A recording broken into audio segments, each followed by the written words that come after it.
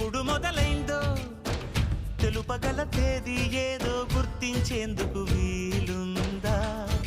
ప్రణయం ఎవరి హృదయంలో ఎప్పుడు ఉదయిస్తుందో గమనించే సమయం ఉంటుందా?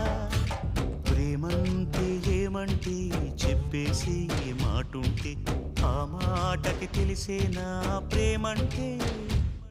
అది చరితలు సైతం చదవని వైనం, కవితలు సైతం పలకని భావం, సరిగమలెరుగని మధురిమ ప్రేమంటే.